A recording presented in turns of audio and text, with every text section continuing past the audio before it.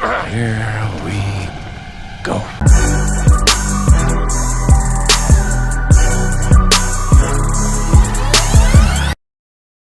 So I want to talk about what happened to Dillon Brooks. If you don't know, he was recently fined $25,000 by the NBA for refusing to do media availabilities on multiple occasions during his team's first round loss to the Lakers. Now, I'm not a Dillon Brooks fan. Don't get me wrong, I love trash talking, but I think his mouth exceeds his value on the court. There are some people, the Lakers are making that run, they get it to 14. You and LeBron have that exchange. There are people out there that say maybe you shouldn't do that with one of the better players in the game. What were you thinking? I don't care. He's old. You know what I mean? I was waiting for that. I was expecting him to do that game 4, game 5. He wanted to say something when I got my 4th foul. He should have been saying that earlier on. But you know, I poke bears. I don't respect no one until they come and give me 40. And that goes for the entire Memphis Grizzlies team. They have a well-earned reputation of talking bigger than what they actually play. And this is the second year in a row they've overpromised and underdelivered. Had an outstanding regular season only to lose in the playoffs. Last year it was Golden State in the second round. This year they lost to a play-in team, the LA Lakers, a team that wasn't even supposed to be in the playoffs, let alone win a series. And on both occasions, on paper, they were better than their opponent. They were younger, faster, deeper, more skilled, but inexperienced. And in both scenarios, they lost to the older, slower, weaker team that had more experience. But anyway, after talking big and losing, Brooks didn't want to talk to the press because he knew what was going to happen. He knew there was going to be some snarky, fat little reporter asking him stupid questions, trying to sneak diss him with passive-aggressive statements. Now I get it. If you talk trash and don't deliver, you can expect that trash to be thrown back in your face. But that's supposed to happen on the court or the football field, not from these little twerps standing around on the sidelines. You see, I grew up in the inner city. I played street basketball and high school football, and I won a lot more than I lost. But on both occasions, I ran my mouth. And when I lost, I had to eat my words. But that was between me and my opponent. Neither of us, winner or loser, tolerated people on the sideline talking back to us because they weren't in the game. They weren't on the court or the field. What was going on between me and my opponent was between me and my opponent. That was none of their business. And I've had a few fights with bystanders for running their mouths over a game they weren't playing in. You can't be oohing and eyeing and jumping in my face, laughing and pointing fingers at me if you're not the one guarding me, because at that point, you're being an instigator. You're a guy standing outside of the ring throwing punches, trying to escalate things between me and my opponent, hoping that we'll fight. And Dillon Brooks has been in the league long enough to know that's what they were doing. You see, journalists love to antagonize conflicts between athletes, not only because it makes for an entertaining series, which drives up ratings for the networks they work for, but also because it generates clicks and views for whatever articles they write. They love taking what one player said about another player out of context, then running and telling the other player what was said about them, hoping it'll start something between them. And if that doesn't work, they'll flat out lie. Just last year, there was an incident with sideline reporter Kendra Andrews. You know Kendra Andrews, she is the sister of Malika Andrews, ESPN's resident black man hater. But anyway, she intentionally lied about what Stephen Curry said about the opposing team. Now let me give you some context. Steph Curry's Warriors were playing the Grizzlies in last year's playoffs. And after Game 4, she allegedly asked Steph Curry what the game plan was for Game 5. And this is what she quoted Steph Curry as saying. Malika, I also asked Stephen Curry what the plan was tonight, and he just turned around and looked at me and said, "Whoop that trick. That is our game plan." My goodness, taking their own catchphrase and putting it back. Thank you so much, Kendra. I really appreciate the time. Basically, according to her, Stephen Curry called the Memphis Grizzlies a bunch of tricks, which is a play on a popular song by 3 6 Mafia, performed by Terrence Howard, featured in the movie Hustle and Flow.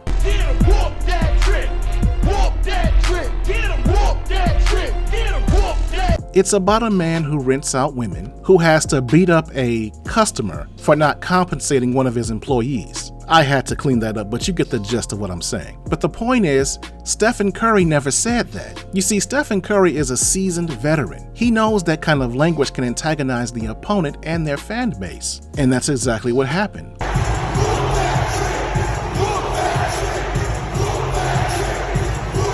When Kendra put that lie out there, the Memphis fan base heard about it, and they were off the hinges in Game 5, as were the players. They were exceptionally physical in that game. They didn't just come out to win, they came out to punk the Warriors. They really wanted to see if Steph was gonna whoop that.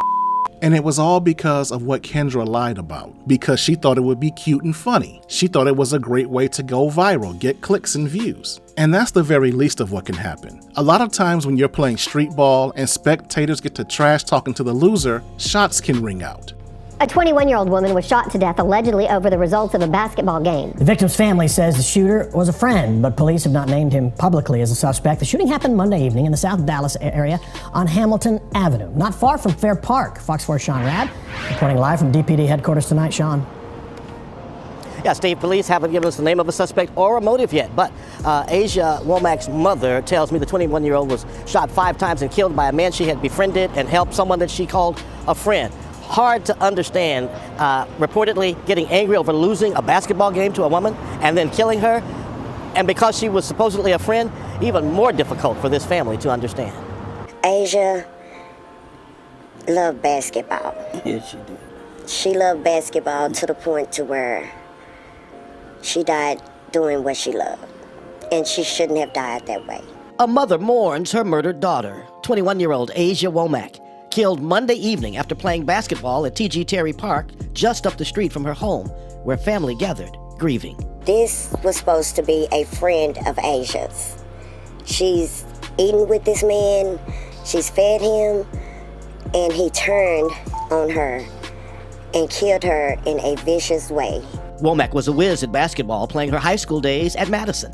Monday, family says she was in a pickup game at the park, playing against the guy who is said to have shot her, and she won. The family also says there was trash talk, too. But this is so senseless.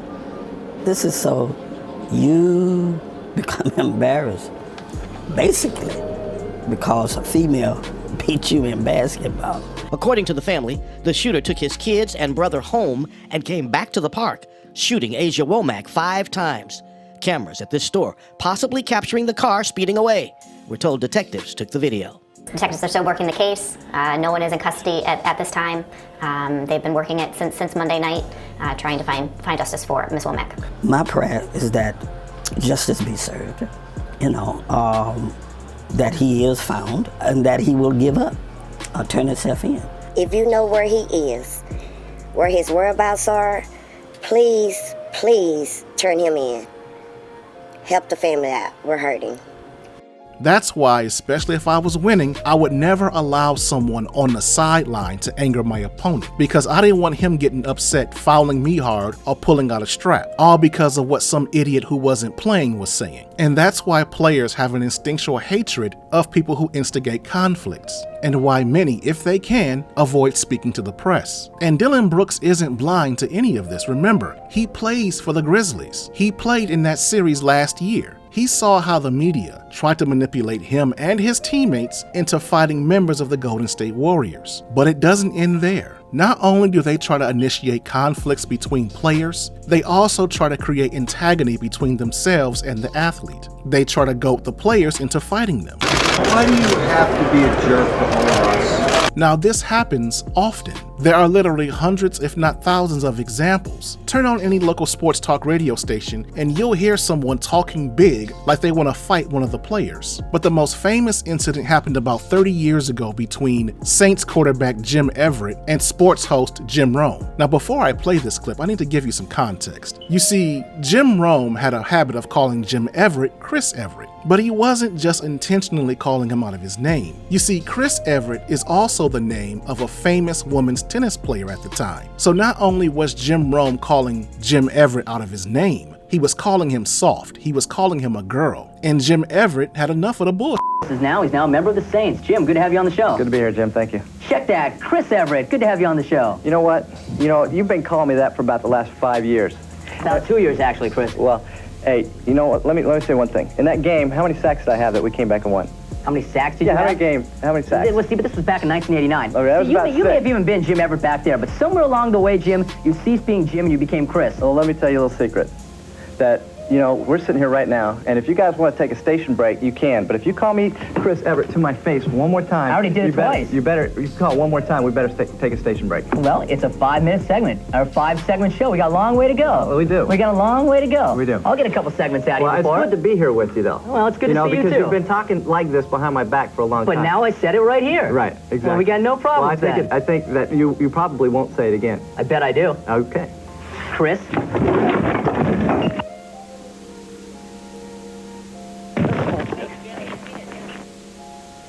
After cutting away and going to 15 minutes of standby programming, Jim Rome returned live with his explanation. All right, welcome back. This is Talk 2. I'm Jim Rome. I had to go ruin my jacket. Perfectly good jacket. Anyway, it's too bad you had to see that. We feel that that was a pretty unfortunate incident. That was New Orleans Saints quarterback Jim Everett. But I've got to say, the fact of the matter is, I'm going to stand by the smack. I've called him Chris on the show before he got here, and I'm going to call him Chris to his face. It's unfortunate because we had a very nice interview planned. We wanted to talk about the Ram years, the NFC Championship game of 1989, and before that, even his college years. It's too bad. We had a very nice interview that we wanted to do, but I'm going to stand by the smack, and for whatever reason, he didn't want to hear it. So again, that's unfortunate. We're sorry you had to see that, but we're going to keep coming after it on Talk 2. But the antagony is not just between active athletes and journalists. Even retired athletes have to put up with it. Last year, there was an incident between ESPN pundit Peter Burns and retired NFL tight end Ben Watson. 45-20. By the way, did you not get the memo on the suits? We all went dark today. You're like Easter service. Y'all kind of leave me out. But man, as long as I get the text from my wife that says I look good. Oh, really? So send me the text, babe. Send me the text. It's not the one she sent me. I was Wait. Outdoors. Commercial live TV. 13 to 6. Live TV. Keep my man on his toes. Welcome back to the Farm Rich halftime report. Just you and I here, Taki. I'm not sure what happened to Peter Burns, or did you have him keep your wife's name out of his mouth? Huh? We'll see how Peter Burns is with that smart mouth in the second half. But and the year prior to that, there was an incident between Coach Deion Sanders and beat writer Nick Suss. Hey, Deion, I was just wondering if you could... hold on, let's back up a little bit. You don't call Nick Saban Nick. Don't call me Deion, okay? I call Nick Saban Nick. You don't. No, you don't. No, you don't. That's a lie. If you call Nick Nick, you know you get cussed out on the spot. So don't do that to me. Treat me like Nick. Okay, Deion. All right. Now, these types of incidents often work to the detriment of the athlete, while simultaneously working to the benefit of the journalist. Because nobody knows who Peter Burns is, nobody knows who Nick Suss is. But Ben Watson and Deion Sanders are popular athletes. Deion Sanders is a generational icon. And in that moment, the journalist becomes attached to the athlete's name. They get famous by proxy, or at least temporarily, and the athlete comes across as a bit of a hothead. But sometimes, as was the case for Jim Rome, it's a career booster. Jim Rome went on to become one of the biggest names in sports talk radio after that incident. I remember it dominating the headlines for weeks after it happened, and becoming a popular clip for many years afterwards. And again, it all leads to more clicks, more views, and more likes. Well, in that particular case, more ratings because this happened in a pre-internet world. But there's also a jealousy factor, because sports journalism is often comprised of beta males who envy pro athletes. And the envy is deep-rooted. You see, most athletes are early bloomers. All their lives they've been bigger, stronger, faster than the other kids. They dominate on the playground, and by the time they reach junior high, they're dominating organized sports. Not only that, but they tend to be more attractive than your average journalist. And they get all of the girls coming up, all the girls that the journalists couldn't get. Speaking personally, I went to a high school known for transitioning kids to Division I sports. Football, basketball, baseball, track. Every year, at least 20 to 30 kids were earning scholarships. And not just the boys, quite a few female basketball players too. Now, I wasn't a great player. I started out on JV, didn't make varsity until I was a sophomore, and sat the bench until my senior year. But I was handsome, I was in good shape, I had about a dozen girls that crushed on me back in high school. And again, I was just a player coming off the bench. The dudes who were starters got a lot more attention than I did, and the guys that were all city, all state, got every girl in the school. It was your typical 80-20 situation, where 80% of the girls in the school wanted the top 20% of the guys in the school. And not just in high school, I saw the same thing in college. where the guys who were scholarship athletes got the attention for most of the girls. And that tends to anger guys like Nick Suss and Peter Burns. And they're envious now because life never got better for them. They weren't getting girls in junior high, they weren't getting girls in high school, they weren't getting girls in college. And now that they're professionals, they still aren't getting the girls they want. I mean, look at this dude, Nick Suss, with his unironed shirt, cheap tie, and greasy hair, sitting in a bedroom like he just rubbed one out. He looks like he stinks. I can tell he's been losing to guys like Deion his whole life, and it angers him. That's why he's so disrespectful. Look at the size difference between Jim Everett and Jim Rome. Look at the difference of attraction between Peter Burns and Ben Watson. And look at how cute Mrs. Watson, Ben's wife, is. Peter Burns ain't getting them like that, and I know because I've done my research. I don't want to be disrespectful, but I see what Peter Burns can get. But even still, Peter Burns had to work to get what he has. He wasn't born with it. And that tends to anger the average journalist because they don't think athletes have to work hard to get what they earned. They think they're all just a bunch of dumb jocks who won the genetic lottery and they've lived a life of privilege. They don't know the physical toll they've had to pay to be where they are, nor the mental toughness required. And to make it even worse, they do it from a place of safety. They do it in controlled environments. Jim Rome only felt brave enough to insult Jim Everett because he was live and on camera with several dozen crew members around. He knew he was safe.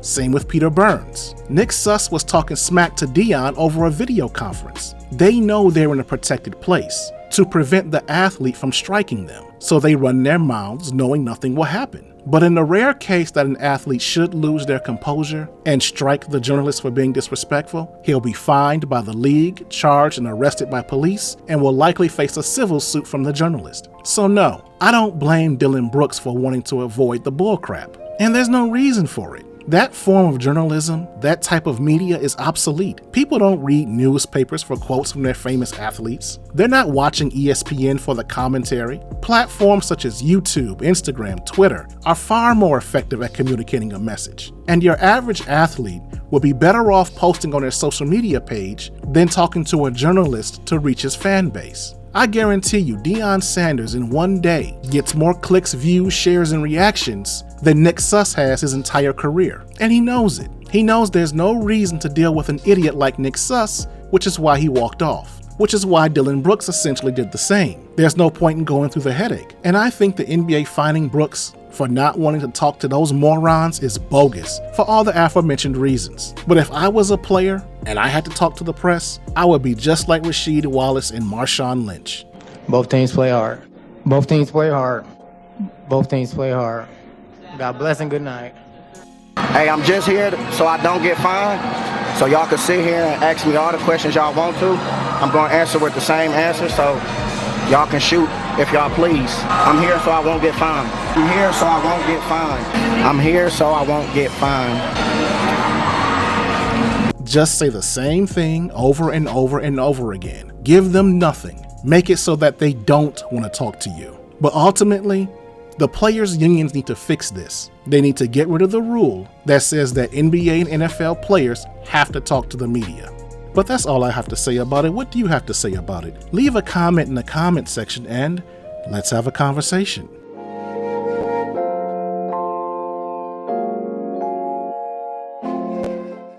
Okay, so you've heard me say this a million times. So if you like this video, please give it a like and leave a comment in the comments section and share the link on your social media platforms. And if you are new to my channel, please subscribe and turn on that notification bell. That way you'll get alerts every time I upload new content. This is the Layman's Journal. Thanks for stopping by. I'm out. Hell! Shut up! Shut up! Shut up! And while I do appreciate you sharing, subbing, and leaving comments, I'm going to ask that you take another step further in keeping the channel going. I set up a membership plan for those of you who would like to offer further support in the development of this channel. It's not anything expensive or special. I'm just asking for 99 cents a month, which is enough for me to continue doing the work that I do here. Help me! Help me! Help me! In the future, there will be additional tiers with added benefits, but for right now, I just need your support so that I can cover basic costs. So please, sign up so I can continue bringing you awesome content. This is the Layman's Journal. I'm out.